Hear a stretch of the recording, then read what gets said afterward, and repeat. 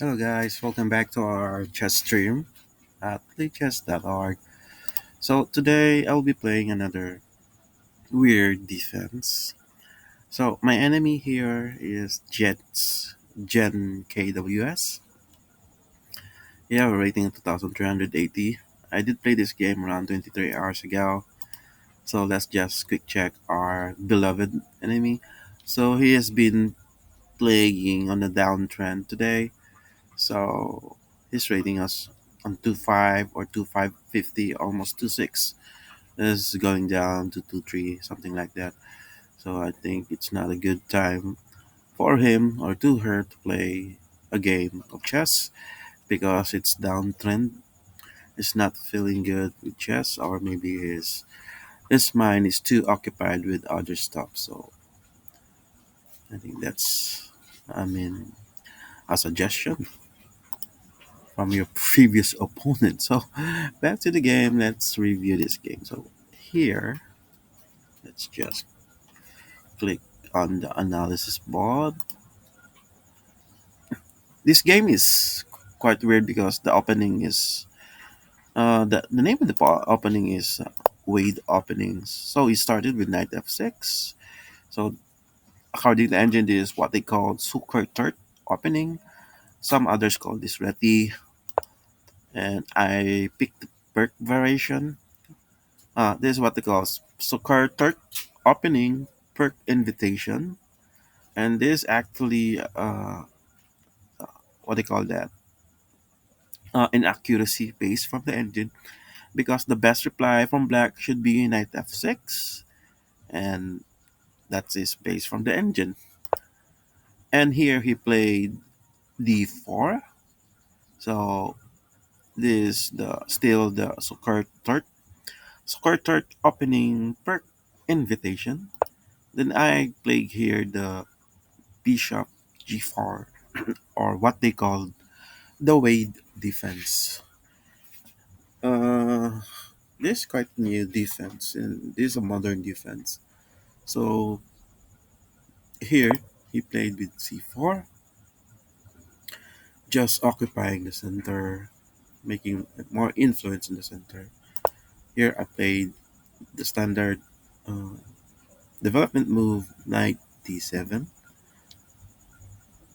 So I can play knight c6 here because he will just push the pawn on d5, and my knight will go somewhere and I will lose my tempo there.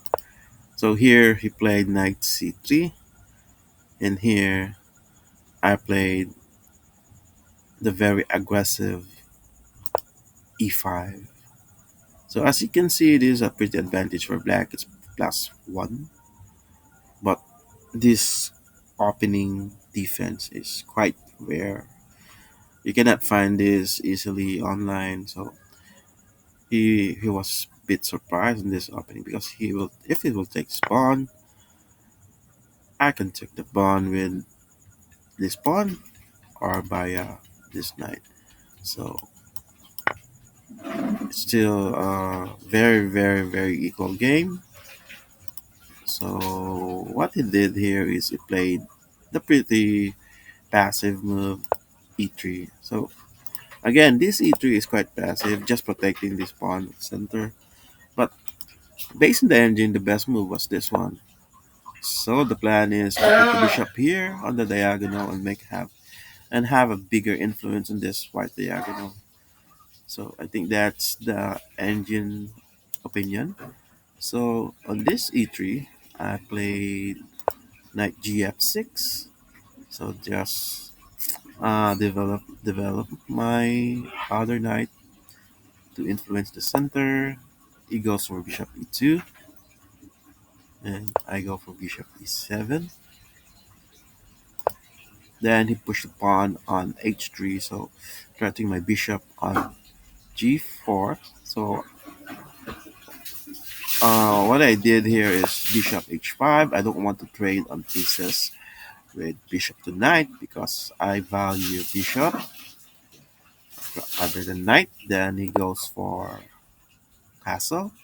You should play here queen b3 as engine suggesting, and it's also making a uh, a threat on b7 square, but he didn't do that.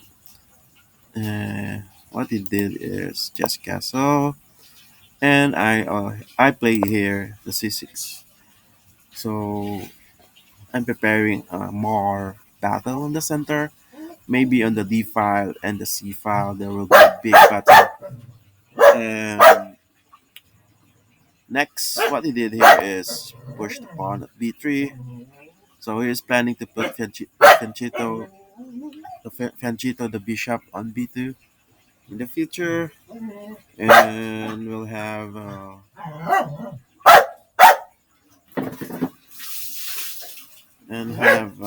influence in the center on the black diagonal square.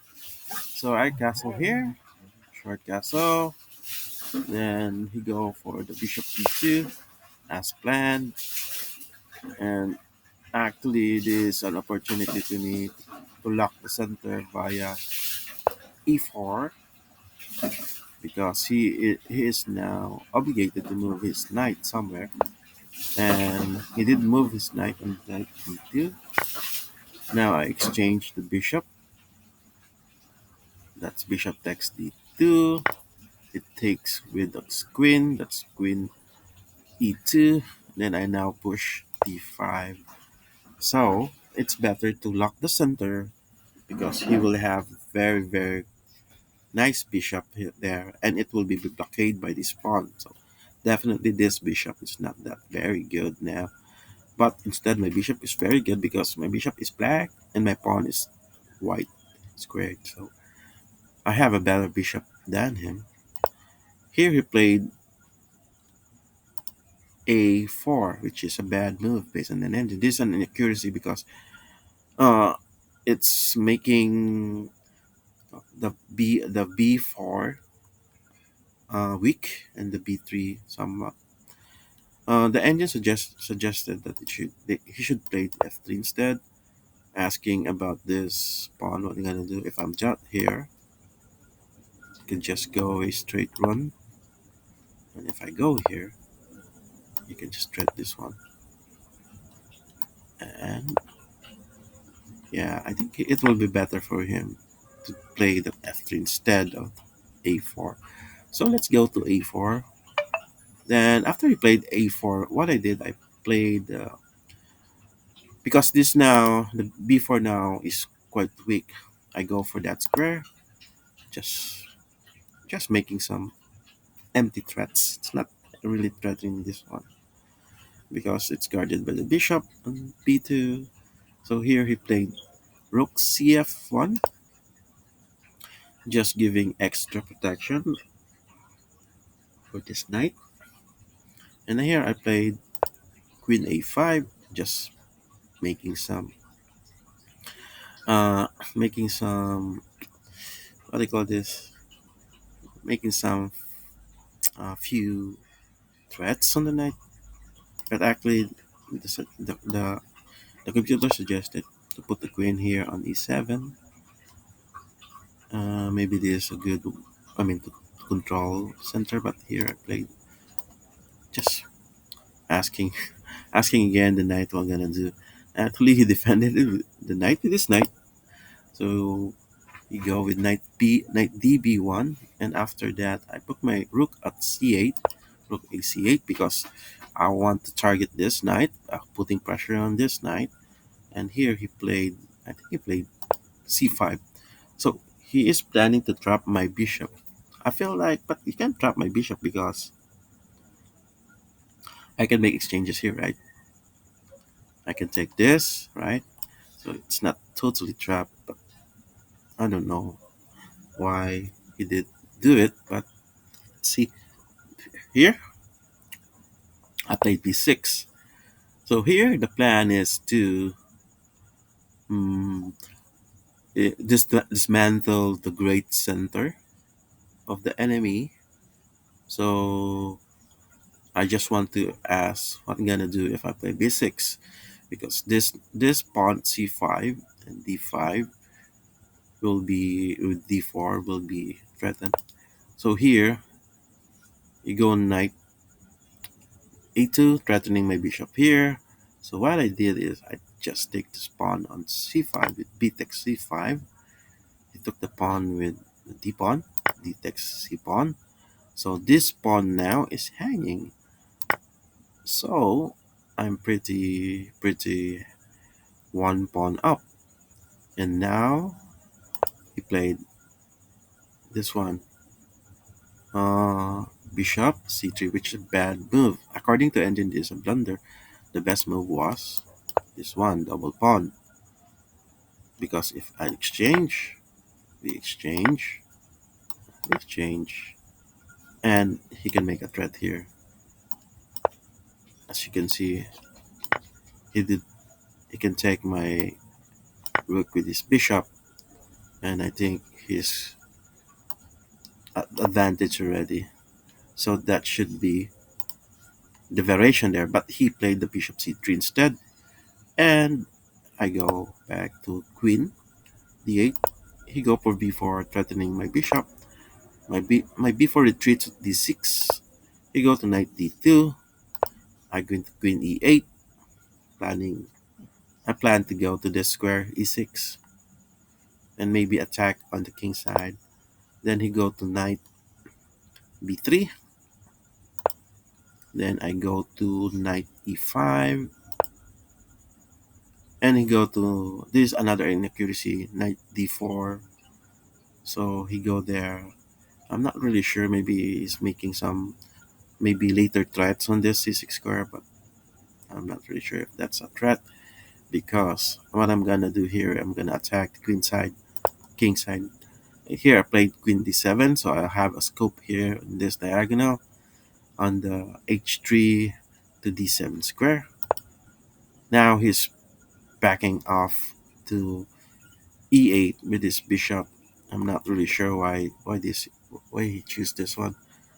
Then I played here. I back off also a bishop there. He goes for knight jump. I put knight with knight d6, g3, queen d6, at queen d6 and g3.